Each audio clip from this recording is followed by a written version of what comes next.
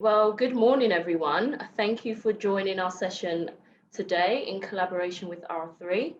We've got over 60 attendees also registered, so thanks to all those that can join us today for what I'm sure is going to be a very interesting and informative session on building successful PR teams. Please feel free to place a question in the Q&A box, which we will address at the end of the session when we open up the floor to questions. I'll quickly introduce myself for those of you that don't know me. My name is Tara Muniz. I'm the General Manager at PRCA Southeast Asia. The Public Relations and Communications Association, other known as PRCA, is the world's largest professional PR body representing over 35,000 PR professionals in 70 countries worldwide. We have offices in London, Singapore, which is where I'm based, Dubai, and Buenos Aires. Now, this morning, we've got a great session with Shufen Goh, who is the co-founder and principal of R3, which is a global independent marketing consultancy established in 2002. With over 2 decades of experience in the creative industry and with corporate brands, she is a pioneer in advancing the practice of marketing effectiveness through optimization of agency partnerships and measurement. Now, Shufen has worked with companies such as Coca-Cola, Unilever, Johnson & Johnson, Visa, and MasterCard. And she also serves as the president of the Association of Advertising and Marketing Singapore, which is the leading association in Singapore for the ad marcom industry. Now, I think this topic couldn't have come at a better time for in-house communicators and brands. I'm sure we all know that COVID has accelerated the trend of in-house PR teams, with CMOs rethinking budgets and wanting to get more done with less. Now, I'm going to pass it over to Shufen, who will look at how marketers can design successful and effective in-house PR teams, and she'll also discuss what can be done to ensure the continued performance both internally and with partners. Over to you, Shufen. Thank you, Tara. And good morning to everyone, and happy Deepavali to those who celebrate that. And I'm sure it's a very different celebration this year as we go through this pandemic together. It's my pleasure today to share with you what we know on in-housing, what we see around us. This is my email, and if you'd like to connect or have any further questions, feel free to send me an email. So just a really quick intro about R3. I guess our name R3 came from 3 R's that we help marketers achieve with their agencies, better return on the agencies they work with, and that covers a whole spectrum of agencies from PR agencies to creative, CRM, digital, social. And we also advise on return on media. We help benchmark and provide an independent third-party analysis on whether they're getting the maximum ROI on their media spend across paid, owned, and earned channels. And return on investment really is a very bespoke look at how well you are investing in your assets, and that's from sponsorship to celebrities, etc. So, and why you might be thinking, why is that so relevant? And I think with COVID, it's increasingly relevant because there's so much pressure to, in a way, do more with less. Sometimes because clients are getting more conservative due to the uncertainty. There's a lot more prioritization that we see. And I think what we offer truly is external benchmarks, independence, as well as a view on what we've observed as best practice across the wide range of clients that we work with. These are just some of the clients that we have worked with and continue to work with across, 7 key categories. And we're proud that we've been the trusted source for thought leadership materials. We invest a significant portion of our revenue in proprietary research. So whenever we are asked, it's just not someone's opinion, but it's a well-informed perspective, often backed by data where possible. And that gets us pretty good coverage, not just in trade press, but beyond into business titles. And what we are trying to do is elevate the conversation on, marketing and comms and the role that it plays in business. So what's really some of the current perspective regarding PR? And as Tara already alluded to earlier, there's been quite a number of surveys that suggest brands are bringing PR in-house. We've seen that with some of the clients that we work with. And this is really interesting, that the drivers, I think, why they're bringing work in-house. Quite often in the past, you would see that, yes, cost is 81% of the reason, because there's a perspective that it will be cheaper. But I think, you know, there are other contributing factors in terms of, you know, like poor service, or your inability to measure what's the return on the agencies that you hire. And I think the too much hand-holding, and therefore leading to, well, if we have to hand-hold the agency so much, we might as well, you know, take it in-house and build our own expertise. And this is a trend that's not unique to PR function and PR agencies being affected. It's actually a trend that we see across the other marketing services. So, you know, 37% of creative output coming from an in-house team, you know, and even to the other extent, which is quite unusual in the past, is, you know, clients have 50% have in-house media planning and capabilities of some sort, right? And this is a big spend area, and there are drivers of why that's happening. And one of that is really the integration, the lack of integration between online and offline can be a bugbear for some of the clients that we work with.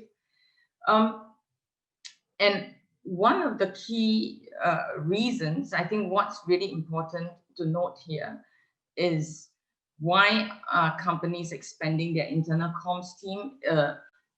And that's driven by the recognition now that the whole comms, 82% attribute that to importance of comms to overall business development.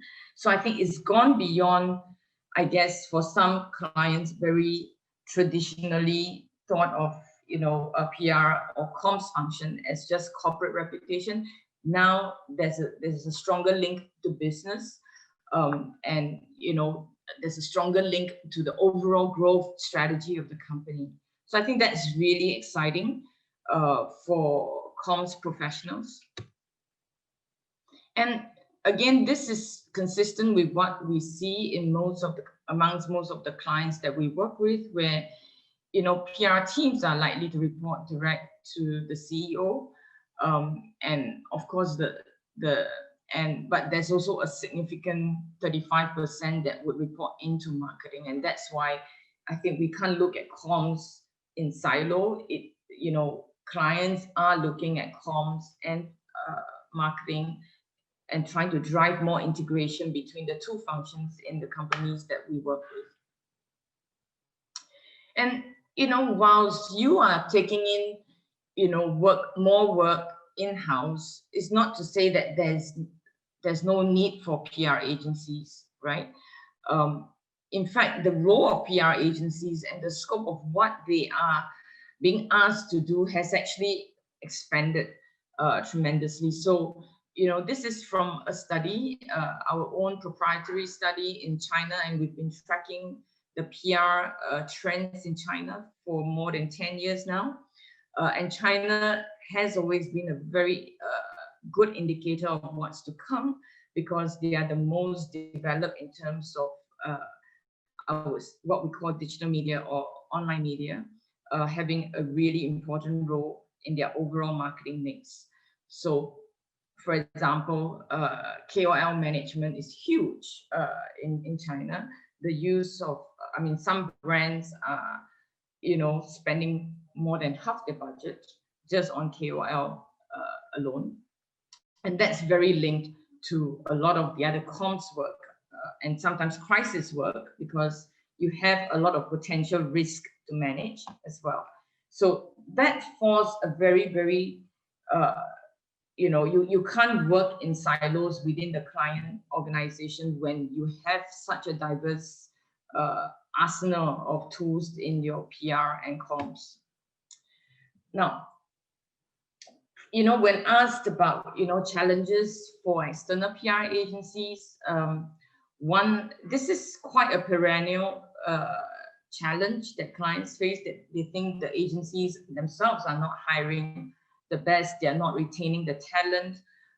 And, if your agency is turning over faster than you, then it begs the question of, do you really want, how much of the mission critical work can they do for you? So that leads us, nicely into, if this is something that you're considering resourcing an in-house team, what are some of the things that you need to think about?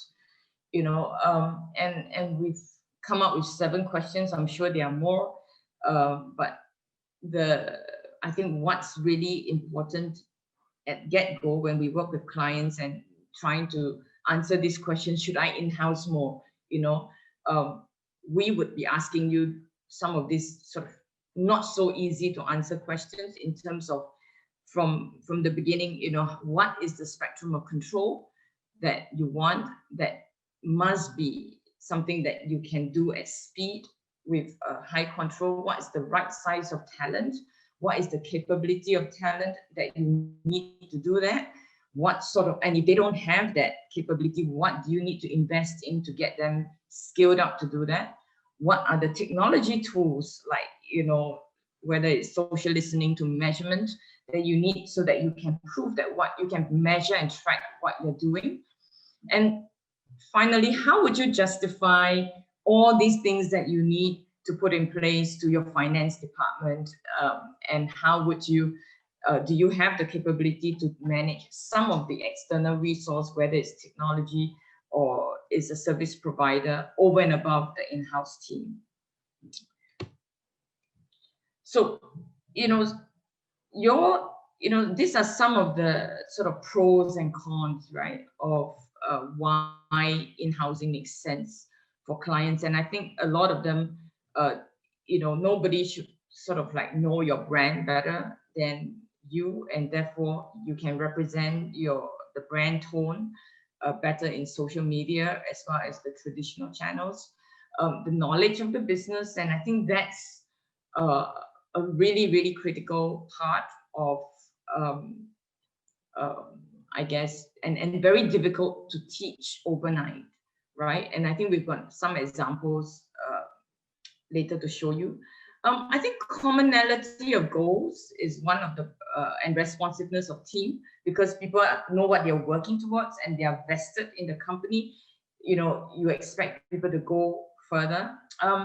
And for some clients with sort of access to first-party data, control over data and output is actually a key driver. Of course, easily accessible and dedicated resource can cut both ways, because it also does mean that your in-house team will be at the beck and call of everybody in the company, and can be very tiring. Now, some of the cons really is being able to sustain it with from the market, and also for some clients it may be hard to justify full-time equivalents, because you don't have other brands, right? They would just be working on this company. It's not like in an agency where you can amortize the cost of that person over a few accounts. And I think something that is important, sort of like a downside to think about, is staying abreast of trends and knowing what's the best approach that is current, because, and I think the value of the external experts is the fact that they have greater sense, they've got tentacles into more categories, more channels, and they can give you a better sensing of the marketplace. That is something that in-house teams might struggle to get, especially if it is beyond your usual trade relationships. And I think strategy, acumen, and digital know-how, because you know, digital is evolving very quickly. So that's even, and this is not just for PR teams, but we see that for clients that have in-house significant part of their digital, staying on top of the game and knowing what some of the new regulations mean for the business is something that they kind of struggle with. So just some of the factors that, you know, determine the spectrum of control that you might want to have. I've covered some of these already, and I would say that I would like to call out perhaps for the comms function, the target audience diversity is a key watch out, and you know that's something that is quite difficult for a lot of in-house teams to stay on top of. Now I'm going to play this video. It's a Vodafone case. Yeah.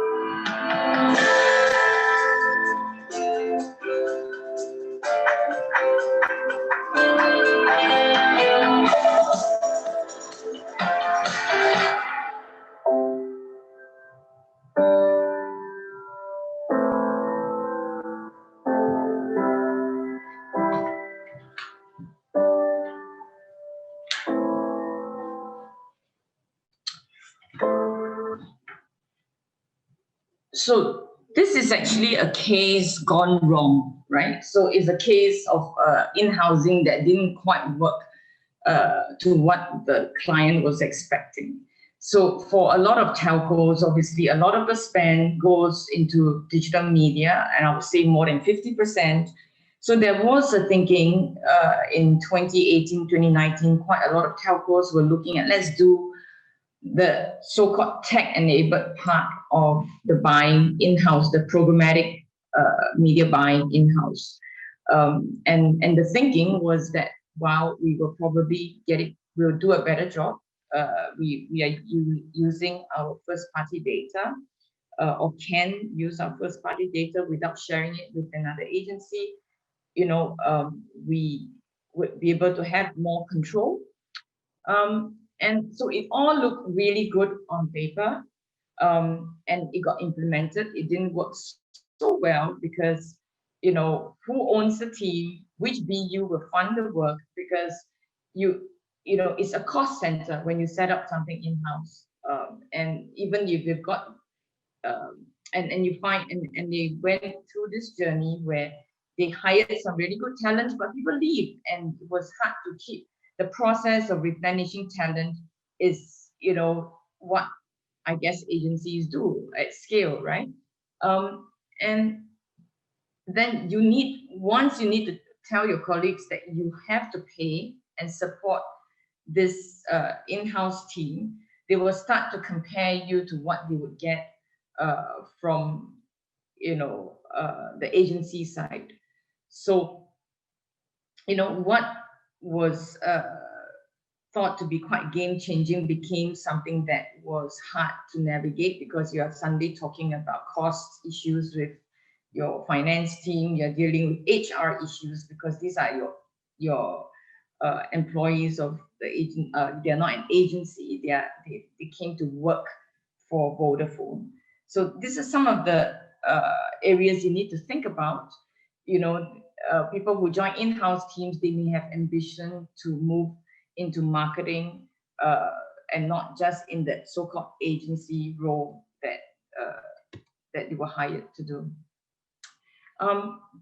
And we've been asked to do some benchmarking for in-house teams, looking or trying to make a case to their CFO to say, you know, we need to upsize, we need to increase, but, you know, how is this the right, you know, number of people that we should have?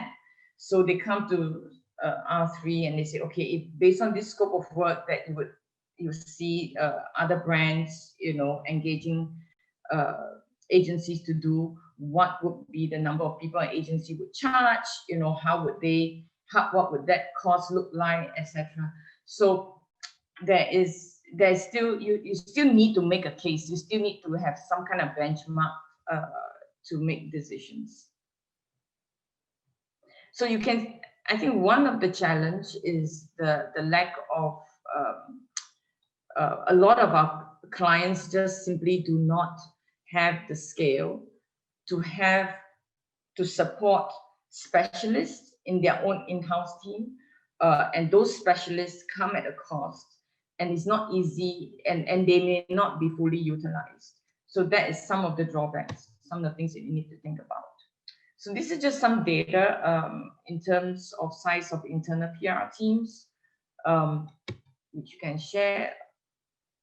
So what are some, you know, so just based on the survey in China, you know, what are some of the pros, the cons of, you know, external resources that clients would hire to beef up their internal teams, right? The PR agencies, the cons, and the pros. I think the biggest pain that a lot of client like internal comms team moan about agency is the lack of big picture thinking.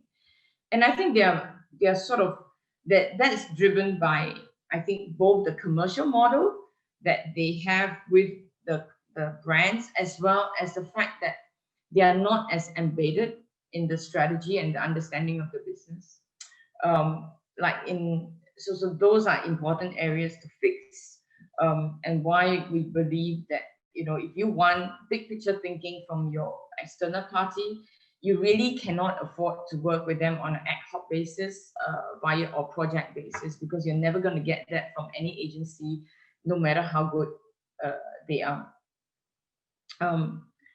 So the other area to watch out is, you know, the expectation for digital capability is very high amongst clients in China, and, you know, it's still not very consistent amongst the agencies that preach that they have that digital capability. So I think if you're looking outside, you need to really dig deep into, you know, finding out if they really have those operational and strategic skills that you're looking for.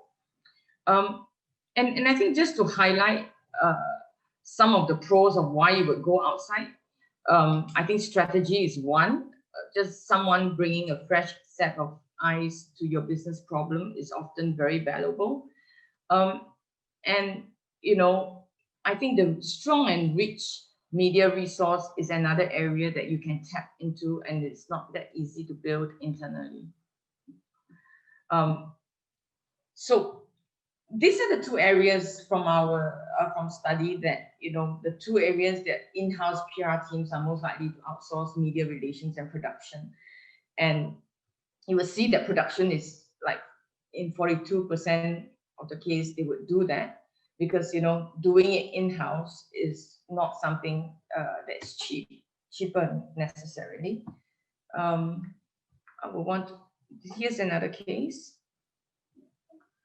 Let me just play the video. I started my career at AV as a sales intern.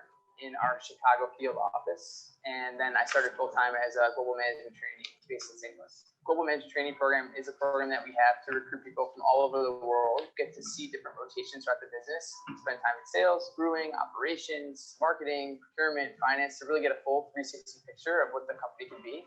After my 10 months, I was then placed into the digital role within Bud Light and our marketing department. Hey guys, it's Spencer Jordan. I'm the content and media manager for Bud Light. So when I was starting, I had transitioned from being a brand manager to do the digital team at Anheuser-Busch. The biggest challenge that I was given was starting a creative agency. And what we've seen over time is we've expanded to every brand in the portfolio. We're introducing a totally new career trajectory and diversity of skill sets to the team. It's been an amazing journey because over the past year, I've learned more about myself, more about creative agencies than I ever thought I would have. Draftline is my baby.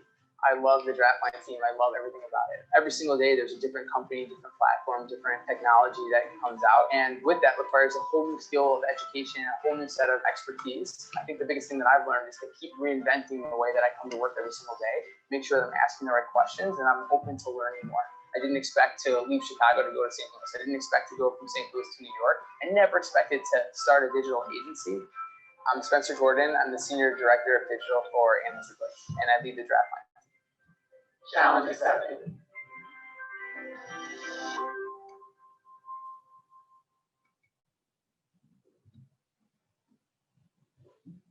So I think these are some of the reasons that led to AB InBev, creating their own in-house team, and a lot of that, I've talked about earlier in the earlier slides. But I think the key point is that, you need to be able to create a career path as AB InBev had created for Spencer Gordon.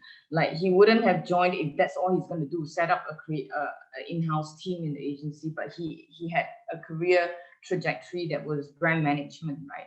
And through the different parts of the businesses as well. So, the scope of work for the in-house teams have to include two very key areas, like I think some of the other areas, there's a whole long list here, but I would say that, strategic consultancy, and bear in mind, one of the reasons why people set up in-house is because they think that you have a better understanding of the business than any other external party. So having the ability to do that is important, and also social media, because you need to respond faster.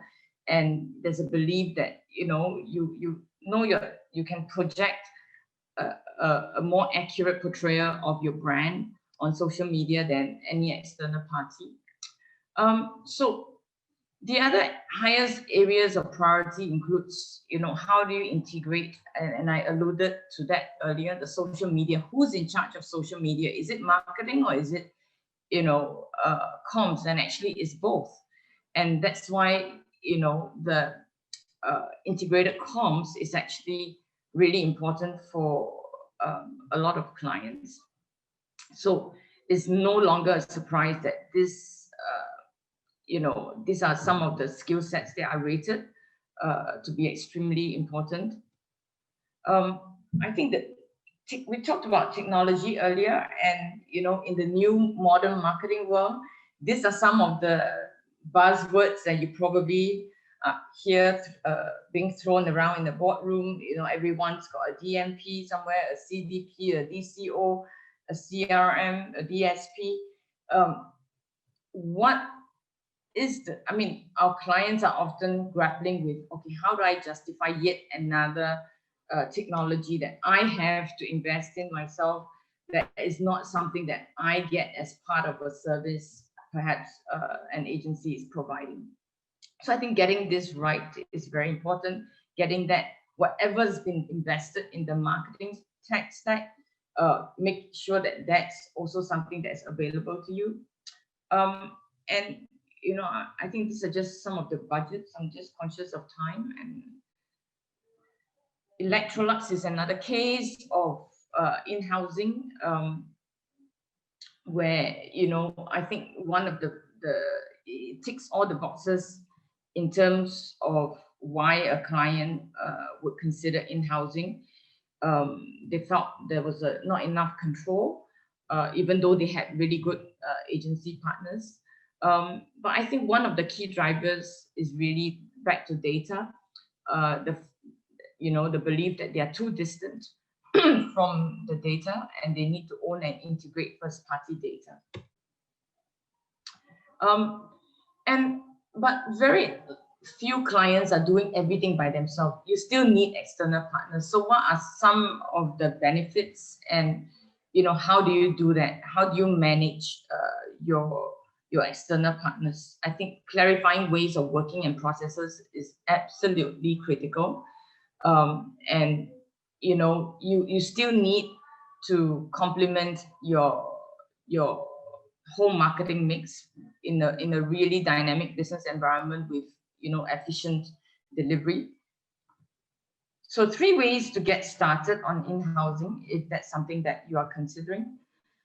We would often advise our clients that you have to start with knowing where you are right now, and talent is the most important thing that you need to think about.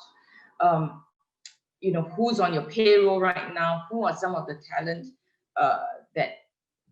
what's their workload, what kind of roles how are your roles organized, how are they embedded into your individual departments, or are they operating independently? So there are some organizations where there would be social media function as well as roles in both marketing and comms, and sometimes even in HR, because there's an employee branding.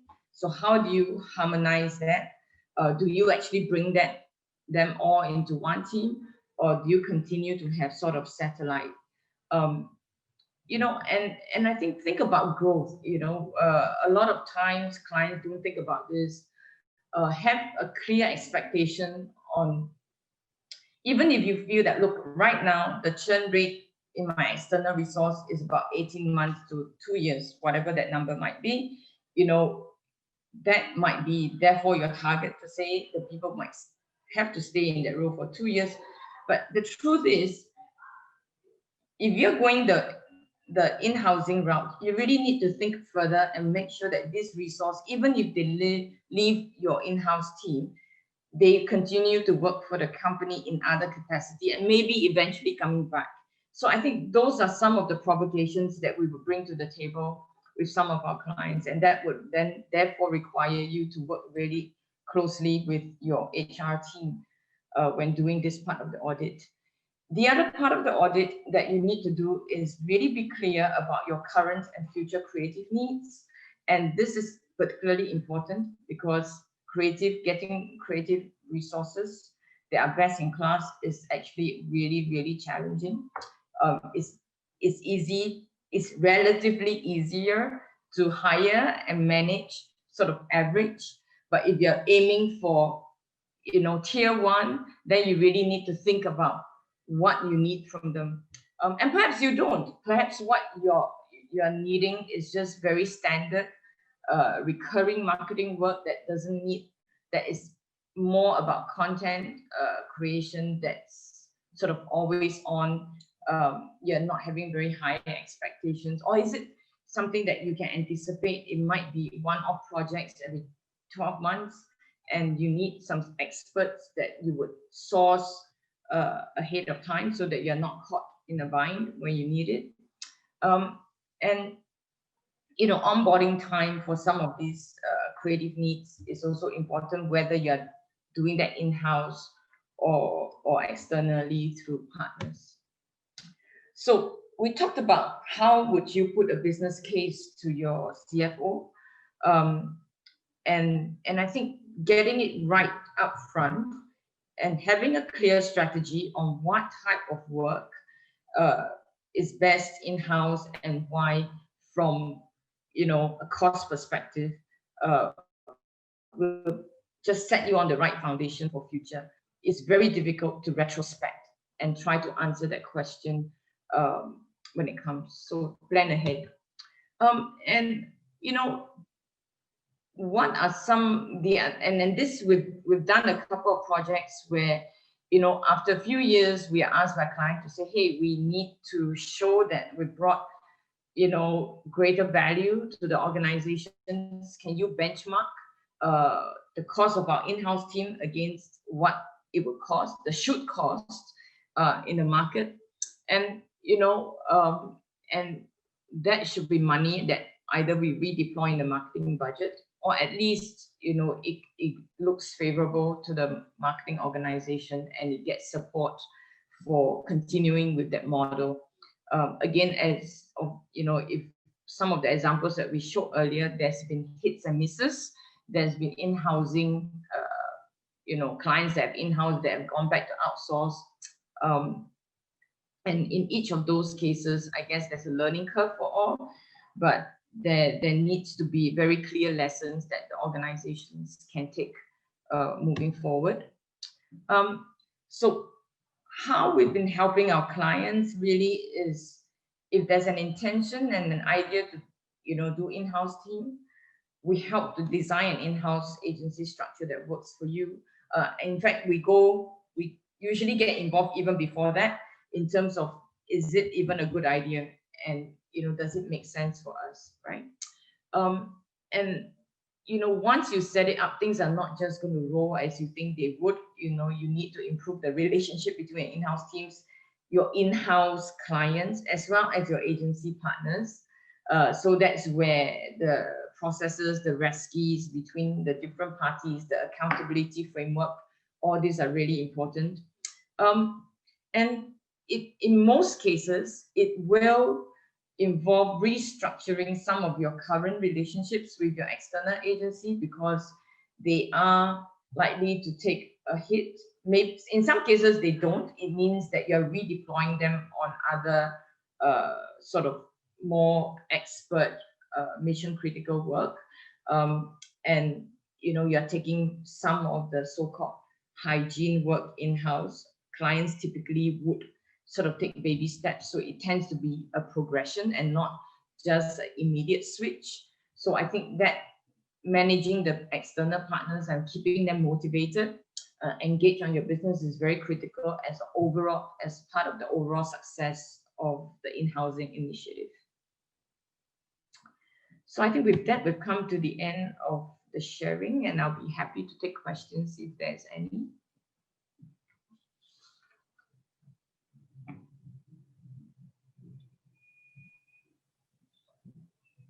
Thank you very much for that, Shufen. That was a very well thought through and executed session. We do have a few questions, so I'll just dive right into them. One person asked, what's your favorite thing about working at R3? Well, I think my favorite thing is that we get to work with really interesting business problems. I would say that we don't have every client has a different problem statement, and although there are some common themes that keep them awake at night, and I think we are very happy that almost all of the time, we make our clients look good in front of their bosses, because we are able to make what marketing and comms do very tangible to the board. Okay, another ask to share the video later, which is fine. Yes. One anonymous attendee asked, as the function of PR is currently changing, how do we as in-house communicators ensure that we are also kept up to date with these changes? Well, the simple answer is to hire R3. I'm being cheeky, but I think we follow us and keep stay updated.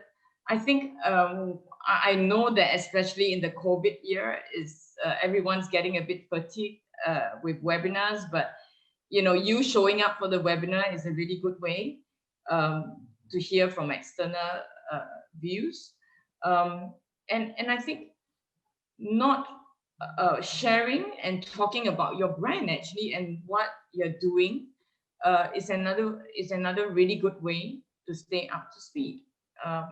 So I think I'm not seeing enough in-house team doing their own so-called marketing, but I think I would provoke you to think about that.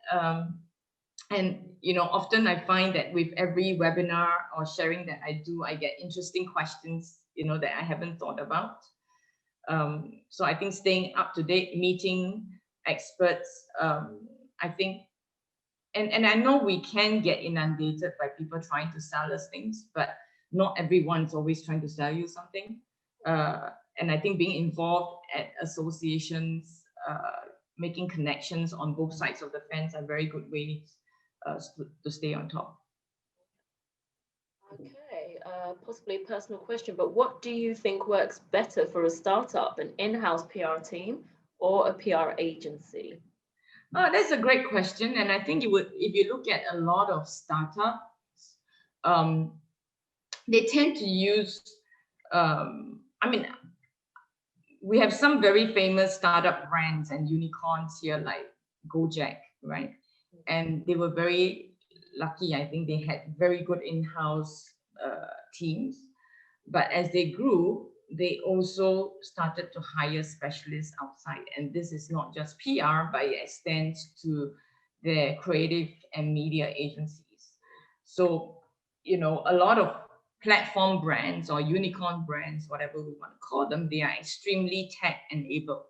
So, and they thrive on data. So it made a lot of sense that a lot of them actually do a lot of things in-house, but as they get to a certain scale, as they want to play where the big boys are playing, they are going outside for the relevant skill set to, you know, complement what they can do in-house. But I would say that for some, if you're a smaller startup, and you know, if you are looking for investment, you would benefit from PR experts that are particularly good at investor relations, you know, how they would project your brand. That's not something that is quite a specialized skill. And maybe it's overlooked by founders, because as startups, you're just focused on your business. But if you're thinking ahead, you probably need to think about getting your brand more visible to the right audience. How will in-house PR teams change as a result of COVID-19?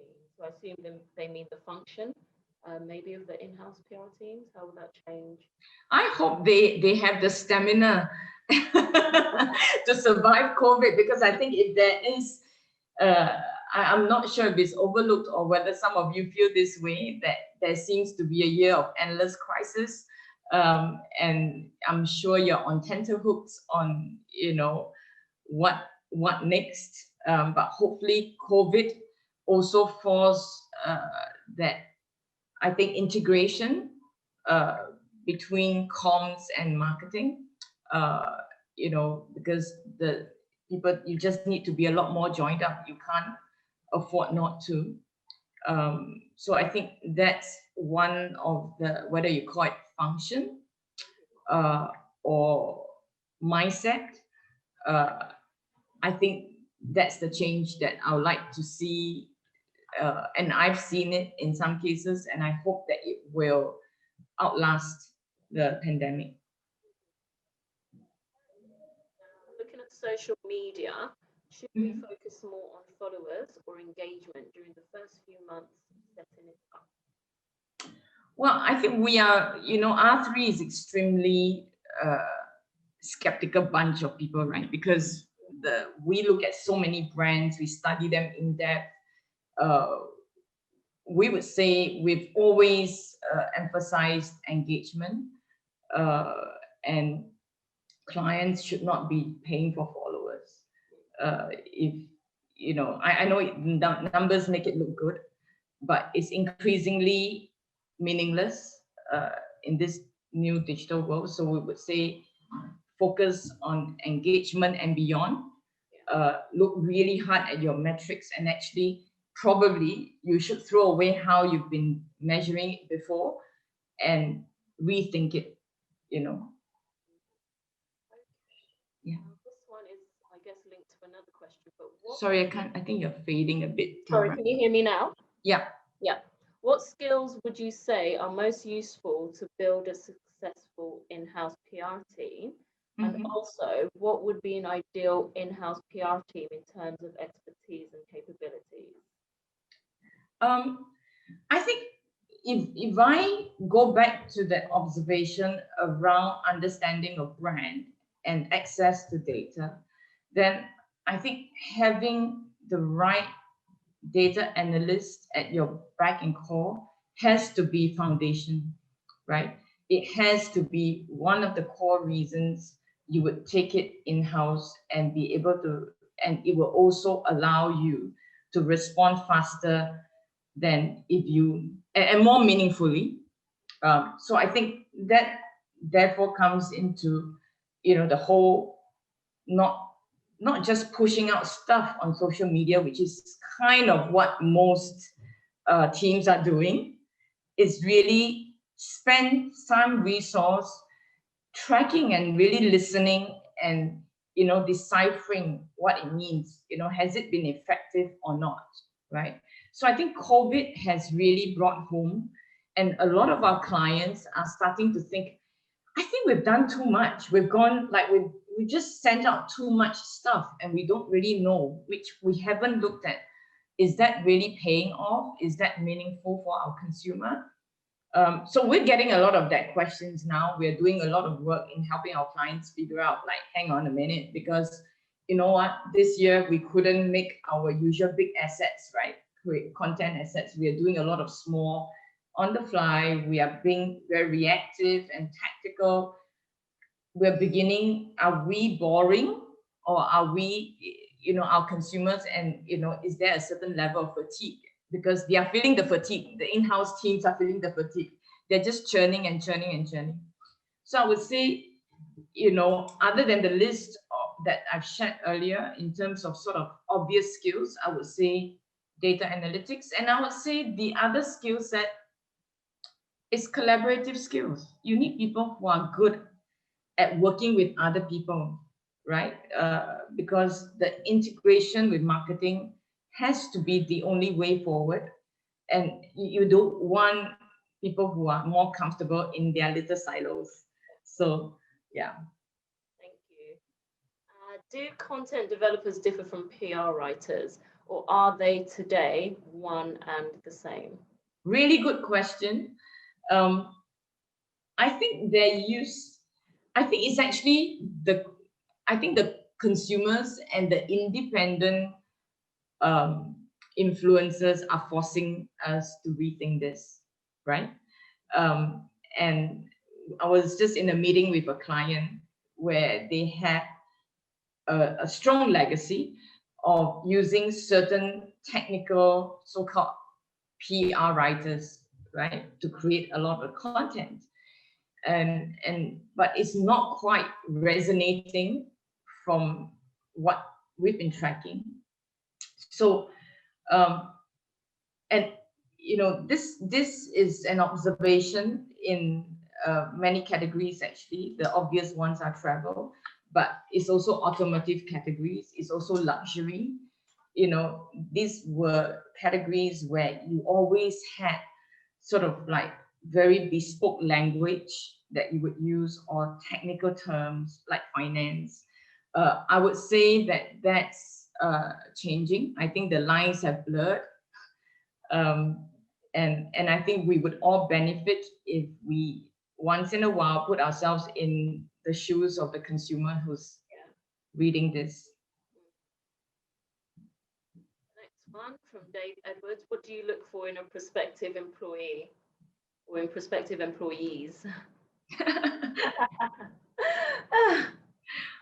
Well, I think I have a very maybe a very narrow view, but I think a lot of what has worked very well when R3 is hiring people in our space as consultants, we play a very privileged as well as I would say interesting and progressive role in the agencies, whether it's working with agencies or with clients, with brands, in bringing sort of a spirit of collaboration, to the table, a spirit of can-do.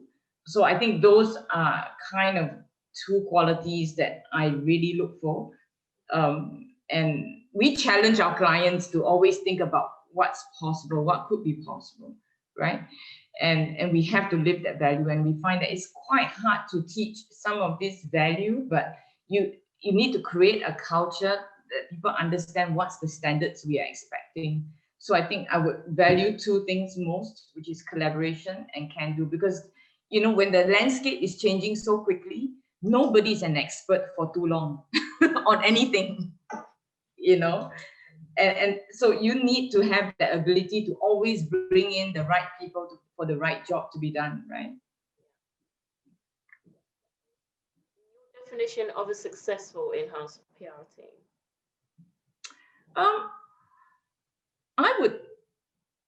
I think a successful PR team is able to put a big in-house PR team is one that can write a really strong business case and demonstrate very, you know, business impact, right? And you would probably say that, well, that would be true, and that should be how you would justify hiring an expert to do it. But to me, it's no different. In fact, you need to be able to say, I'm doing even better, right? In order for companies. So I think it's, again, challenging comms team and PR teams to go beyond the usual metrics that you're comfortable with and get closer to business, get closer to what the CEO, you know, what keeps him awake at night, get closer to how the CFO will look at numbers and how he justify to the street, you know, the business. Yeah, thank you. And for an in-house PR team for an organization with 3,500 plus employees, how many should be producing content and writing? Well, I'm not sure I can answer that question because I don't really know what you know, I think that differs by industry significantly and probably less, you know, driven by number of employees. Yeah. How large should an in-house social media team versus the core PR team, which includes in-house designers? Again, it's very hard for me to say. We've got clients that have merged social media team from both marketing or what used to sit in marketing with comms, so that, you know, you're not artificially sort of segregating the assets, the owned assets you manage. And we've got clients that sort of outsource what they think are a lot of hygiene work that nobody in-house wants to do, right? Like, you know, do you want someone to be 24 hours, you know, or have 2 shifts? So these are some of the things to think about. Yeah. You mentioned that in-house comms usually work very closely with the marketing team.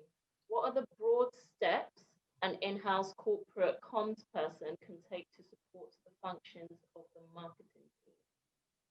Well, I think one of the things that we hope to see more often is really, you know, comms team being invited to the annual planning sessions of the marketing team, and probably vice versa, or at least have one true integrated sort of advertising and comms process. PR is still very much left out in a lot of the cases that we see. I think the other way to optimize this further is for those that are having a hybrid of in-house and outsourced PR functions. You might want to think about your entire agency model with your marketing team, you know, so as opposed to that again being siloed, because there could be so much more efficiency you can drive if all your external partners are working together, and they should all have shared accountability in driving success for you, right? So I think that management of external partners should be more harmonized and would be a very good way to start, because it also ensures continuity of that model when there's churn on either side, right? On the agency side as well as client side. So the best relationships that we've managed are often clients where there's someone in marketing is sort of responsible for agency management across comms as well as advertising. Even though contracts and budgets are separate, but there's one person with a purview of and facilitating that high performance relationships and making sure that we are sharing the right data with all the relevant parties, and ensuring that the agencies are playing well together. So we always talk about the role of the client being that of a conductor in a orchestra. Like, you got to make sure everyone's playing the same song, right? And when they come in for which part. So that doesn't just happen, it requires the client organization to make that happen. You can't tell your agencies to work together if you are not working together within your company. So I think what you need is the CEO to understand that and to set it right. So, I mean, my belief, and we've seen it happen only when the CEO mandates that. And he has to break down the walls. Yeah. Okay, we'll get through a couple more. What is your point of view on the importance of agility, flexibility, speed, relevancy, whether it is internal or working external agencies in this age of disruption and new normal? Yeah. So I think, from a comms, whether you're talking about marketing or PR, we are in the age of personalization, addressable media. These are all the options available to you.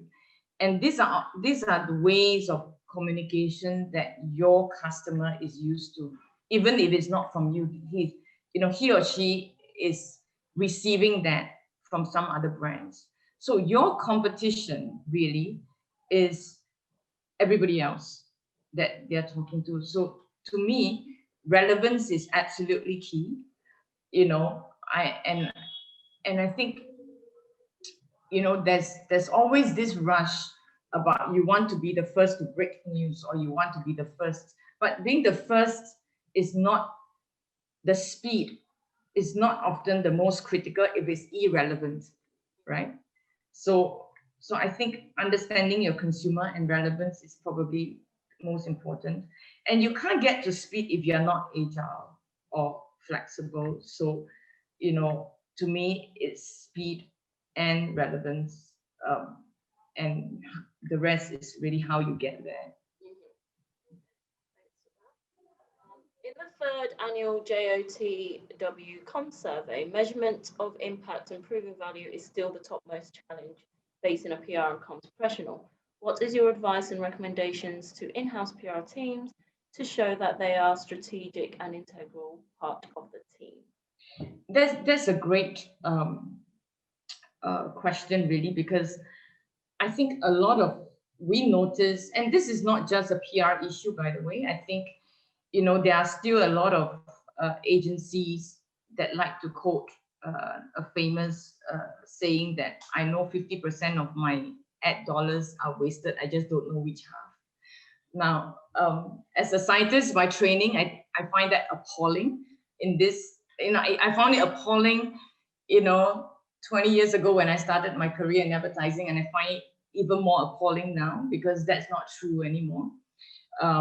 And there are a lot of available tools and data that you can get now you might not be able to directly attribute, but you can correlate, right?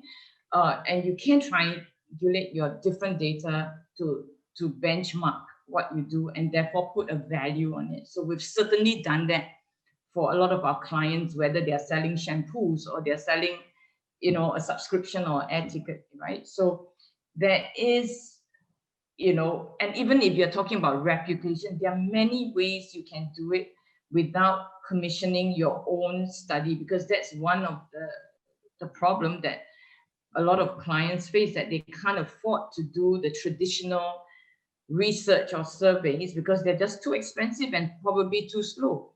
But I would provoke you to look at how, you know, there's a lot of hacks available in research now, right?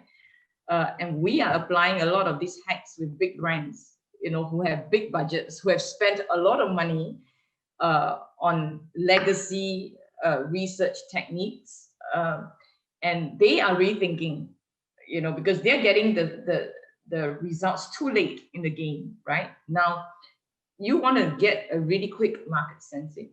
So I think you can measure and you know, look good in front of your stakeholders, given with a very well thought through and considered set of metrics, and it will always be both a combination of long-term and immediate, right? So I think there is, I think some of the disruption to PR really is that you're no longer just responsible for metrics that are long-term, right?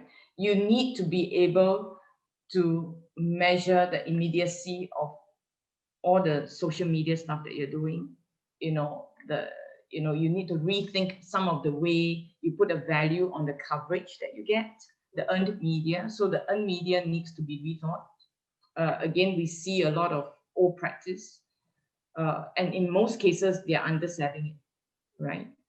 Yeah. Okay, just to follow up on that, we actually have PRCA Southeast Asia have an event next Tuesday on the value of communications, and one of the sessions is discussing how to get management buy-in and proving the strategic value of PR. So if you want to attend, head over to our website and sign yourself up. It's a free event. Okay, we're going to ask about 2 more questions or so. Now, one of the challenges of comms being so tightly integrated with marketing is the blurred line of ownership. What marketing should own and what comms should, i.e. often marketing makes a decision on behalf of comms before consulting the function. What are your thoughts to address this problem? Yeah, I think we've all been there. And it feels like a case of who's got more budget, right? And who's got more budget gets the larger share of voice in that whole journey. And I feel that this is why measurement is so important, because if, you know, so there are 2 things. One is measurement and one is structure, right? So I think comms would not be so undermined if actually they are reporting into CMO organization. There'll be more integration than if there are 2 silos under the CEO. That's our opinion. Second is your ability to measure impact. The more influential, the more you're able to do that, the more the CMO or the marketing organization will realize that you can help them succeed, right? So they're more likely to bring you in there. So I think those are the 2 things that we think about. So that it does come back to making the CEO understand the importance of integration between the 2. Making them understand. Okay, there's one in the chat box. My current internal content creation capabilities are limited to writing, which means I largely have to outsource my visual digital content creation. At the same time, quality is an issue. If I wanted to build my internal creative content capabilities, where would you suggest to start? So I think about, so you're talking about less of the copywriting and more of the visualization, you know, video and static, I guess, creative content. Well, it's a tricky one, because we've known what you probably need is a really good designer. And I wouldn't start at the bottom. I wouldn't hire a fresh grad, but you need someone with some experience managing other people, right? Because chances are, I mean, depending on the size of your and how many people you can have in your team. But if you have one, if you can hire one person, I would say hire someone with strong design skills that, you know, can supervise, you know, other creators. And those creators may not be people that you need to hire in-house, because there are a lot of people who can make videos and stitch it up, but you need someone that has the eye for not just aesthetics, but storytelling. So I think a good storyteller with design skills would be really important. You may not find it in one person, but if you do, I think it's a very valuable asset. We've got time for one final one. Just looking at the time now. A company outsource its social media strategy work to digital PR agencies and maintain a small coordination team, or expand its own social media team? Sorry, I'm not getting. I didn't hear you, Tara. Oh, sorry. Should a question is this? Yeah, it's social media strategy work. Yeah. I think it's pretty sensible. I think, like I said, we've observed a bit of a cycle. And when social media gets to becomes a strategic part of the overall comms, we find our clients seeking external experts for that. And you know, the scope of work for the internal teams tend to be more of the standard stuff that they need to churn out fast and quickly. But you know, so for example, we had a client early in the year.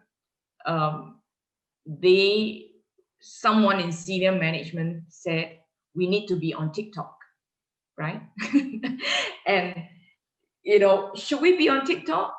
You know, how do we present ourselves on TikTok? You know, the internal team really had no idea, and they needed some external expert who understands TikTok, right, to help them.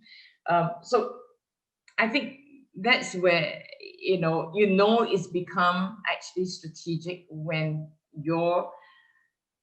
not just your consumers are there, but actually some of your internal stakeholders are thinking about it. And I think quite often social media strategy there was no strategy in a lot of social media, for a lot of the clients, because it's so small. They are very tactical. But once you get to a social media spend of a certain level, and once you develop to a marketplace like China, and I think increasingly you will see that in the other Southeast Asian countries, particularly in Indonesia, is that social media has to be pretty core and strategic, and therefore you can't just be doing technical stuff. It should be a channel for strategic amplification, and not just, okay, we're just going to post that, right?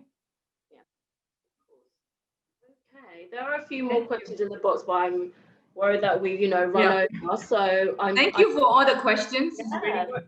Yeah, thank you very much. And I'd like to, I guess, conclude this by thanking you, Shufen, for being here today and giving us your time. It's definitely such an important topic, and the more we empower like-minded professionals with knowledge, the more we continue to thrive as an industry.